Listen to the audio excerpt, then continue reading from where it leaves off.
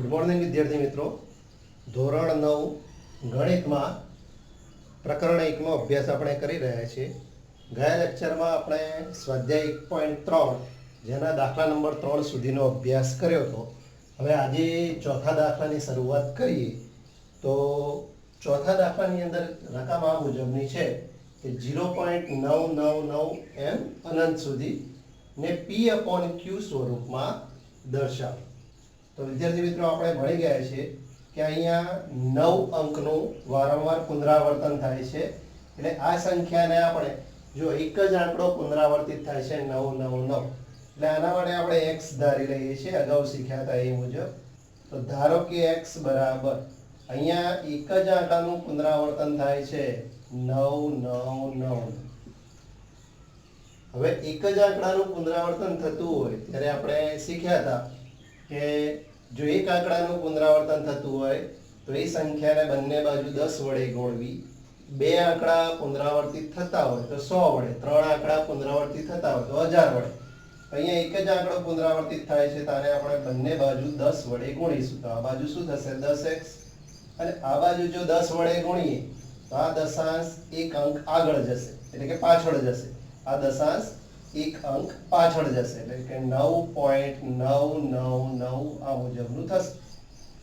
હવે આ મોટામાંથી નાનું બાદ કરીએ છીએ તો 10x બરાબર 9.999 જેમાંથી x બરાબર 0.99 આપણે બાદ કરીશું, આની બાદબાકી કરીશું તો 10x માંથી x બાદ કરીએ તો શું વધે 9x।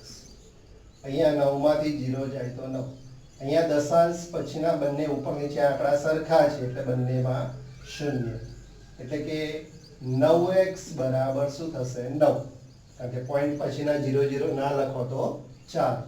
આ 9 છેદમાં જશે તો 9 નો 9 વડે ભાગાકાર કરીએ તો શું મળશે x બરાબર 1, એટલે કે આનું p/q સ્વરૂપ, આમ આનું p છેદમાં q સ્વરૂપ 1 થાય। આનું p/q સ્વરૂપ શું થશે 1।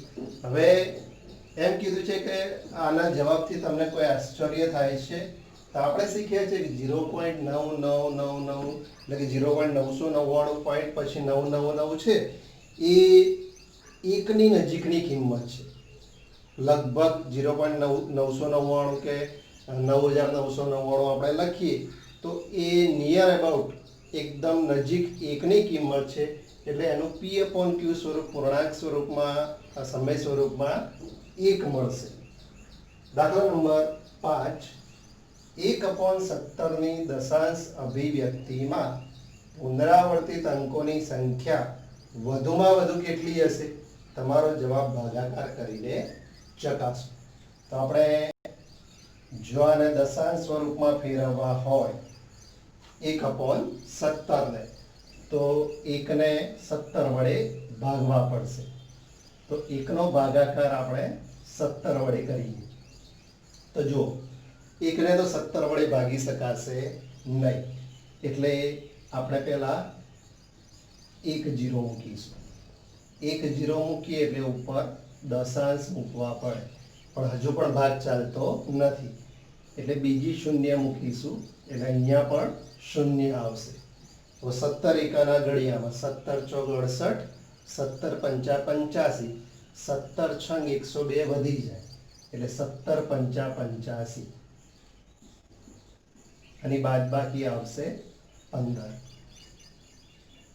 પાછળ 0 મૂકી આગળ ભાગાકાર કરીએ તો 17 પંચા 85, 17 છંગ 102, 17 સિત્તા 119, 17 અઠ્ઠા 136, 17 નવ્વા 153 વધી જાય છે, 17 અઠ્ઠા 136,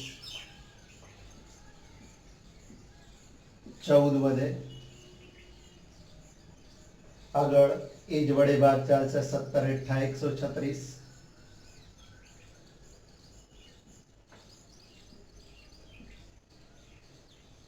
કેટલા વધશે 4, શૂન્ય મુકતા 17 દુ 34, 6 વધ્યા 17 ચોક 68 વધી જાય છે એટલે 17 તરી 51 9 વધે 0 મૂકીએ 17 પંચા 85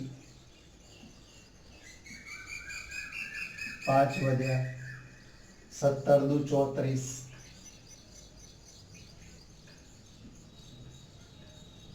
16 વધ્યા 17 નવ્વા 153 7 17 ચોક 68 2 વધ્યા 0 મૂક્યું 17 એકા 17 3 વધ્યા 17 એકા 17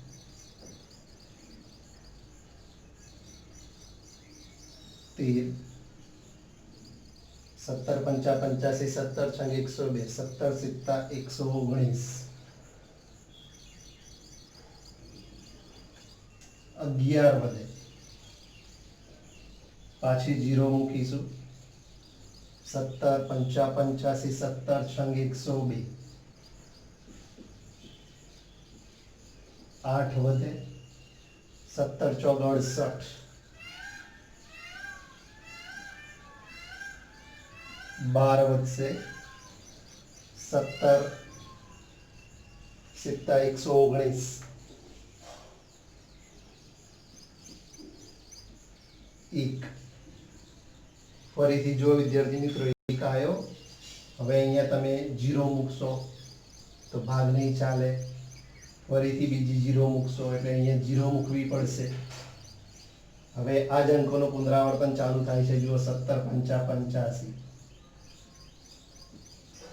પાછા 15 જુઓ ફરીથી પુનરાવર્તન શરૂ થયું એટલે અહીંયા કયા અંકોનું પુનરાવર્તન થયું તો જુઓ 1 2 3 4 5 6 7 8 9 10 11 12 13 14 15 16 16 અંકોનું પુનરાવર્તન થાય છે ફરીથી પાછા એના એ જ અંકો ચાલુ થાય તો આમ કેટલા અંકોનું પુનરાવર્તન થાય તો જે અંકોનું પુનરાવર્તન થાય એના ઉપર આપણે આડી લીટી કરીને દર્શાવીએ છીએ તો કયા અંકો આયા 0 5 8 ફરીથી 8 2 3 5 2 9 4 1 1 7 6 4 અને 7 આ અંકો પુનરાવર્તિત થાય છે તો કેટલા અંકોનું પુનરાવર્તન થાય તો આપણે ગણી લઈએ 1 2 3 4 5 6 7 8 9 10 11 12 13 14 15 16 અંકો પુનરાવર્તિત થાય છે આમ 16 અંક પુનરાવર્તિત થાય છે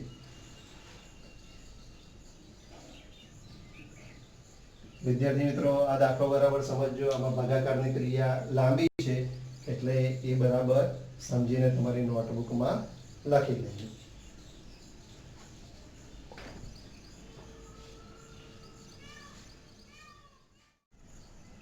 દાખલા નંબર 6 જેમાં P અને Q ને એક સિવાયનો કોઈ સામાન્ય અવયવ ન હોય તથા જેની દશાંશ અભિવ્યક્તિ શાંત હોય તેવા P/Q સ્વરૂપના સમય સંખ્યાના કેટલાક ઉદાહરણ લો હવે P અને Q એટલે કે અંશ અને છેદ એને એક સિવાયનો કોઈ સામાન્ય અવયવ ન હોય તો અહીંયા આપણે 3/2 એક પહેલું ઉદાહરણ લઈએ છીએ જેમાં 3 ના અવયવો શું થાય 1 અને 3 2 ના અવયવો કરો તો 1 અને 2 બંને અવિભાજ્ય સંખ્યાઓ છે એટલે એમાં એક સિવાયનો કોઈ અવયવ સામાન્ય છે નહીં હવે આને આપણે શાંત સ્વરૂપમાં ફેરવવી છે તો આપણે શું કરીએ છીએ 3 ને 2 વડે ભાગાકાર તો 2 એકા 2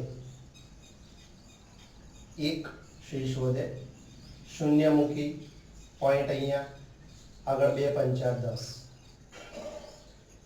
શેષ 0 આવી ગઈ આપણે શીખી ગયા છે જ્યારે શેષ 0 આવી જાય તો એ દશાંશ સ્વરૂપ કેવું કહેવાય 7 તો આનું દશાંશ સ્વરૂપ 7 1 આપો 1.7 5.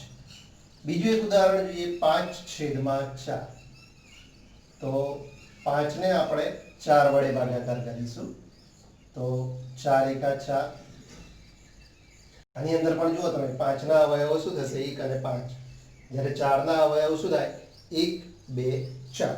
તો એમાં પણ સામાન્ય અવયવ કયો છે એક જ છે. એક સિવાયનો બીજો કોઈ અવયવ સામાન્ય છે નહીં. તો જો 5 નો 4 વડે ભાગાકાર કરીએ તો 4 એકા 4. એક શેષ વધે, શૂન્ય મૂકીએ એટલે ઉપર દશાંશ. 4 દુ 8. 2 વધ્યા, શૂન્ય, 4 પંચા 20. તો આની અંદર પણ શેષ શૂન્ય આવે છે એટલે આ દશાંશ સ્વરૂપ પણ કેવું છે 7. ત્રીજું ઉદાહરણ છે 9/5.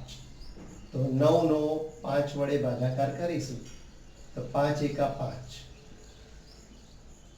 4 વધે, શૂન્ય મૂકો એટલે ઉપર દશાંશ મૂકવું પડે. 5 એકા 40. તો આ દાખલાની અંદર પણ શેષ શૂન્ય આવે છે એટલે આ દશાંશ સ્વરૂપ પણ કેવું કહેવાય 7. હવે તમને કીધું છે કે P અને Q વિશે તમે શું કહી શકો. તો આપણે એવું કહી શકીએ કે P/Q સ્વરૂપની સંખ્યા સમય હોય જેમાં અંશ જે છે એ ઝેડમાંથી હોય એટલે કે P belongs to Z. અંશની સંખ્યા એ પૂર્ણાંક સંખ્યા ગણ ઝેડમાંથી હોય અને જે છેદની સંખ્યા છે Q એ હંમેશા પ્રાકૃતિક સંખ્યા હોવી જોઈએ. આપણે જાણીએ છીએ કોઈ પણ સમય સંખ્યા હોય તો એનો અંશ એ પૂર્ણાંક સંખ્યા હોઈ શકે અને છેદ છે એ હંમેશા પ્રાકૃતિક સંખ્યા હોય. તો આ દાખલો તમે સમજી અને તમારી નોટબુકમાં લખી દો.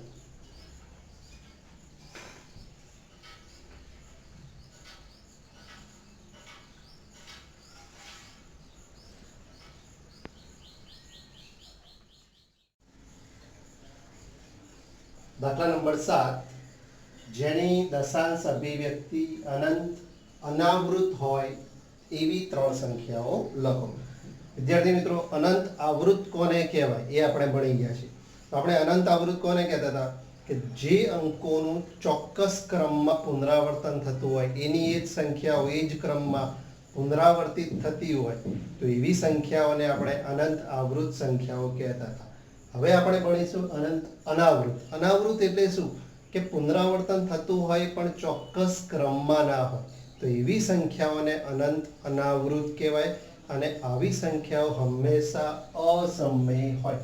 તો જેની દશાંશ અભિવ્યક્તિ અનંત અનાવૃત હોય એવી 3 સંખ્યાઓ આપણે આ મુજબ લખી શકીએ કે 0.1 0 1 00 1 30 1 40 1 આ પ્રમાણે.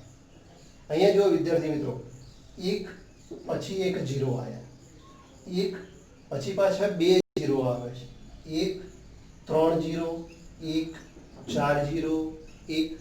તો અહીંયા વચ્ચે જે 0 આવે છે એની સંખ્યા ચોક્કસ નથી એટલે કે ચોક્કસ ક્રમમાં પુનરાવર્તિત થતા નથી અંકો. માટે આવી જે દશાંશ અભિવ્યક્તિ હોય એને અનંત અનાવૃત કહેવાય અને આવી સંખ્યાઓ હંમેશા અસમય હોય. બીજું ઉદાહરણ તમે અહીંયા 1 ના સ્થાને 2 મૂકીને લખી શકો. 1 ના સ્થાને આપણે 2 મૂકી દઈએ.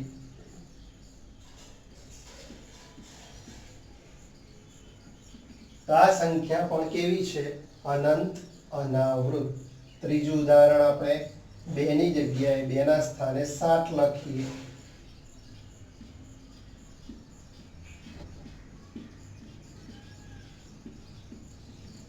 તો આ પ્રકારની સંખ્યાઓને આપણે શું કહીશું અનંત અનાવૃત. તમારી સમજૂતી માટે લખી દઈએ અહીંયા કે આમ આ પ્રકારની સંખ્યાઓ અસમય હોય છે. તો વિદ્યાર્થી મિત્રો ધ્યાન રાખજો.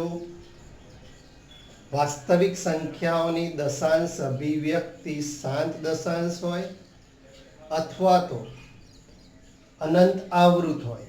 શાંત દશાંશ એટલે કે જેમાં શેષ શૂન્ય આવતી હોય અને અનંત આવૃત કે જેમાં ચોક્કસ ક્રમમાં પુનરાવર્તન થતું હોય અંકોનું, તો એવી જ સંખ્યાઓ શાંત દશાંશ અથવા તો અનંત આવૃત સંખ્યાઓ જ હંમેશા સમમેય હોય. અનંત અનાવૃત સંખ્યાઓ અસમમેય હોય છે. એટલે ઘણીવાર પરીક્ષાની અંદર એમસીક્યુ, ખાલી જગ્યા અથવા તો ટૂંકા પ્રશ્ન સ્વરૂપે આવો પ્રશ્ન તમને પૂછાઈ શકે કે આપેલ સંખ્યાનું સ્વરૂપ જણાવો. તો એ તમારે સમજી લેવાનું છે કે કયા પ્રકારનું હોઈ શકે. ત્યાર પછી દાખલા નંબર 8, સમમેય સંખ્યાઓ 5/7 અને 9/11 વચ્ચેની 3 ભિન્ન અસમમેય સંખ્યાઓ લખો. હવે અસમમેય સંખ્યાઓ શોધવી હોય તો સૌથી પહેલા આપણે 5/7 અને 9/11 ને દશાંશ સ્વરૂપમાં ફેરવવા પડે. તો 5/7 ને દશાંશ સ્વરૂપમાં ફેરવવા માટે 5 નો 7 વડે ભાગાકાર કરવો પડશે.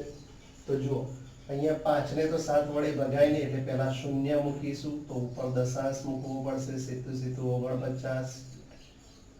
1 વધે શૂન્ય મૂકતા 7 એકા 7, 3 વધે શૂન્ય, 7 ચોક 28, 2 વધે 7 દુ 14,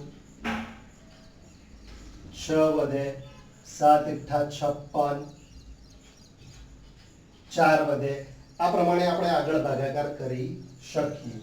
અહીંયા બીજી સંખ્યા છે 9/11.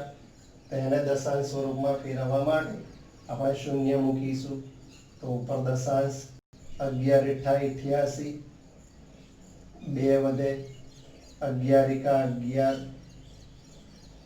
9 વધે 11 એઠા 88, 2 વધ્યા 11 એકા 11, 9 વધે. તો આ પ્રમાણે અહીંયા 81 81 નું પુનરાવર્તન થાય છે. અહીંયા 0.71428. તો જો આ બંને સંખ્યાઓને આપણે દશાંશ સ્વરૂપમાં ફેરવી કે 0.71428. અહીંયા આપણે આગળ ભાગાકાર કર્યો નથી, આટલા અંક સુધી તમે લખશો તો ચાલે. અને અહીંયા 81 નું શું થાય છે? પુનરાવર્તન. એટલે કે 0.818181 વચ્ચેની શું શોધવાની છે આપણે? 3 ભિન્ન અસમમેય સંખ્યાઓ. અસમમેય સંખ્યાઓ. તો આ 3 વચ્ચેની અસમમેય સંખ્યાઓ શોધવી હોય તો જો 0. આપણે દશાંશ પછીના બે આંકડા ગણતરીમાં લઈએ તો 0.71 અને 0.81 વચ્ચેની અસમમેય સંખ્યાઓ આપણે આ મુજબ શોધીએ. 0.71 અને 0.81 વચ્ચે કઈ કઈ આવી શકે? તો એક તો 0.73 તમે લખી શકો, પછી 0.78 લખી શકો, 0.79 લખી શકો. હવે આપણે અસમમેય સંખ્યાઓ કોને કહીએ છીએ? કે જેની અંદર પુનરાવર્તન થતું હોય પણ એ પુનરાવર્તન કેવું હોય? ચોક્કસ ન હોય. તો આપણે અહીંયા આ રીતે લખી શકીએ 0.73 પછી 1 0, ફરીથી પાછા 73, 00, 73, 30, 73. આ પ્રમાણે અચોક્કસ પુનરાવર્તન થતું હોય. એ જ પ્રમાણે અહીંયા લખીએ 0.78 પછી પાછા 78, 00, 78, 30, 78, 40. આ સંખ્યાને આપણે શું કહીશું? અસમમેય. એ જ રીતે 79, 0, 079 પછી 00, 79, 000, 79. તો આ બધી સંખ્યાઓ કે જેમાં પુનરાવર્તન અચોક્કસ હોય, ચોક્કસ ક્રમમાં પુનરાવર્તન ન થતું હોય, એ બધી સંખ્યાઓને આપણે અસમમેય કહીએ છીએ. પણ અસમમેય સંખ્યાઓ, આ બે સંખ્યાઓ કેવી હતી? 5/7 અને 9/11. એ કેવી સંખ્યાઓ હતી? સમમેય. તો સમમેય સંખ્યાઓ વચ્ચેની ભિન્ન અસમમેય સંખ્યાઓ શોધવી હોય તો એ સમમેય સંખ્યાઓને પહેલા દશાંશ સ્વરૂપમાં આ રીતે ભાગાકાર કરીને ફેરવવી પડે અને ત્યારબાદ પ્રથમ બે અંકો જોવાના અને પ્રથમ દશાંશ પછીના પ્રથમ બે અંકો. દશાંશ પછીના પ્રથમ બે અંકોની વચ્ચે જે સંખ્યાઓ તમે આ સ્વરૂપે લખી હોય એ બધી જ સંખ્યાઓને અસમય સંખ્યાઓ કહેવાય. દાખલા નંબર 9. નીચેની સંખ્યાઓનું સમય અને અસમય સંખ્યાઓમાં વર્ગીકરણ કરો. તો વિદ્યાર્થી મિત્રો, અગાઉ આપણે ભણી ગયા છે સમય અસમય સંખ્યાઓ કોને કહેવાય. તો સમય સંખ્યાઓ આપણે એવી સંખ્યાઓને કહીશું કે જેનું વર્ગમૂળ, ઘનમૂળ, ચતુર્થમૂળ, પંચમૂળ શોધી શકાતું હોય.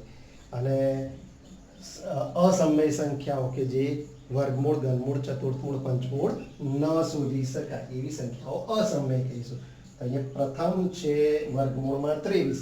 તો તમે વિચારો 23 નું વર્ગમૂળ મળે ન મળે. તો 23 નું વર્ગમૂળ મળતું નથી, માટે એ સંખ્યા કેવી છે? અસમય છે. ત્યાર પછી છે બીજો દાખલો વર્ગમૂળમાં 225. તો 225 નું વર્ગમૂળ આપણે શોધી શકીએ. 225 કઈ સંખ્યાનો વર્ગ છે? 15. હવે 15 ના છેદમાં કંઈ નથી એટલે તમે 1 લખી શકો. તો 15 છેદમાં 1 એટલે એ કેવી સંખ્યા થઈ? સમય. જુઓ p/q સ્વરૂપ થઈ ગયું ને. તો p/q સ્વરૂપ થઈ ગયું માટે આ સંખ્યા કેવી છે? સમય છે. ત્યાર પછી છે 0.3796. તો આ સંખ્યાના દશાંશ જો દૂર કરીએ તો દશાંશ પછી કેટલા અંકો છે? 4 અંકો. એટલે કે 1 ની પાછળ 4 મીંડા એટલે કે 10,000 લખી શકાય.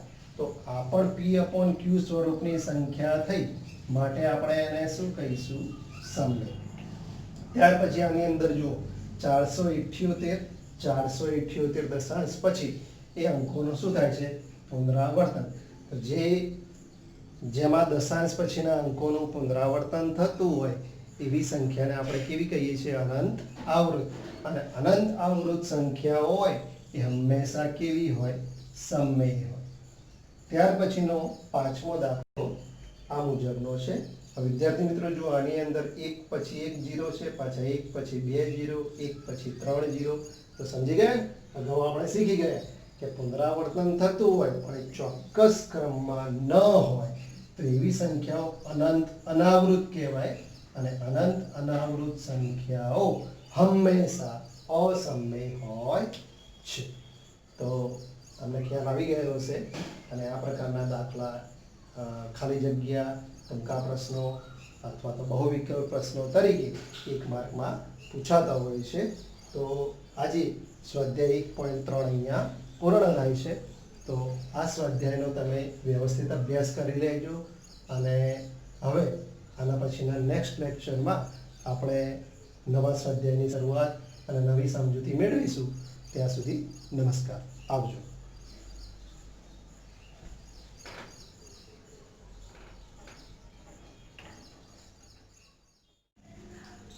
સ્વાધ્યાય 1.1, 1.2 અને 1.3 ના દાખલા આપણે શીખ્યા. હવે એવા દાખલા આજે તમને હોમવર્કમાં આપવામાં આવે છે. વિદ્યાર્થી મિત્રો, ધ્યાન રાખજો. હોમવર્કમાં આપેલા દાખલાઓ એકવાર હું રકમ વાંચીને તમને સમજાવી દઉં છું. કે દાખલા નંબર 1 માં છે કે p/q સ્વરૂપમાં ફેરવો. તો આમાં જો p/q સ્વરૂપમાં કેવી રીતે ફેરવા x ધારીને આપણે કરતા હતા. અહીંયા 3 દાખલા છે. પહેલો દાખલો છે 0.666 પુનરાવર્તન થાય છે. બીજો છે 2.237. હવે અહીંયા 237 ની ઉપર આડી લીટી છે એટલે કે 3 આંકડા પુનરાવર્તિત થાય છે.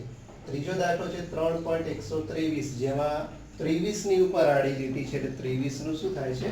પુનરાવર્તન.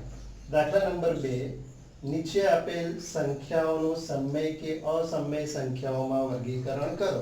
તો સ્વાધ્યાય 1.3 માં આપણે શીખ્યા એ પ્રમાણે આ સંખ્યાઓ સમય છે કે અસમય તે જણાવવાનું છે. એમાં પહેલો છે વર્ગમૂળમાં 25, બીજો છે વર્ગમૂળમાં 331, ત્રીજો દાખલો 0.4175 નું પુનરાવર્તન થાય છે. ચોથો છે 7.80880880. પાંચમો છે 0.98 અનંત આવૃત. પ્રશ્ન 3. પ્રશ્ન 3 માં 3 પંચમાંશ અને 5 અષ્ટમાંશ વચ્ચેની 3 ભિન્ન અસમય સંખ્યાઓ શોધવાની છે. તો બે સમય સંખ્યાઓ વચ્ચે અસમય સંખ્યાઓ શોધવી હોય તો આપણે 1.3 માં શીખ્યા કે પહેલા આ બે જે છે સમય સંખ્યાઓ એને આપણે દશાંશ સ્વરૂપમાં ફેરવવી પડશે. એટલે કે આનો ભાગાકાર કરવો પડશે. દશાંશ સ્વરૂપમાં ફેરવ્યા પછી દશાંશ પછીના પ્રથમ બે અંકો ધ્યાનમાં લેવાના અને એ બે અંકોની વચ્ચે એવી સંખ્યાઓ લેવાની કે જેમાં પુનરાવર્તન ચોક્કસ ન થતું હોય, તો એવી સંખ્યાઓને આપણે શું કહીએ છીએ? અસમય. ત્યાર પછી ચોથો પ્રશ્ન છે, 1 પંચમાંશ અને 3 ચતુર્થાંશ વચ્ચેની 5 સમય સંખ્યાઓ શોધો. તો સ્વાધ્યાય 1.1 માં આપણે શીખી ગયા છીએ કે આની વચ્ચેની 5 સમય સંખ્યાઓ કેવી રીતે શોધાય. પાંચમો પ્રશ્ન છે, સંખ્યા રેખા પર વર્ગમૂળમાં 6 નું નિરૂપણ કરો. તો વર્ગમૂળમાં 6 નું નિરૂપણ કરવા માટે તમે વર્ગમૂળમાં 5 શીખી ગયા છો, તો વર્ગમૂળમાં 5 સુધીનું પ્રથમ કરવું પડશે. પછી વર્ગમૂળમાં 5 પછી આપણે એક ઊભો લંબ રેખાખંડ દોરીશું, પછી પાછો કાટકોણ ત્રિકોણ બનાવીને એટલું ચાપ લઈને આગળ આપણે વર્ગમૂળમાં 6 મેળવી શકીએ. તો આ બધા દાખલા તમારે હોમવર્કમાં ગણવાના છે અને આ દાખલાઓની વધુમાં વધુ પ્રેક્ટિસ કરજો, કારણ કે આ મહિનાના અંતે, જુલાઈ મહિનાના અંતે તમારે આ વખતની પૂરક પરીક્ષામાં તો નથી પણ ઓગસ્ટ મહિનાના અંતમાં તમારી જે પૂરક પરીક્ષા લેવાશે એમાં આ પ્રકરણો ચોક્કસ આવશે. તો વિદ્યાર્થી મિત્રો, આ દાખલાઓનો વ્યવસ્થિત અભ્યાસ કરજો. નમસ્કાર.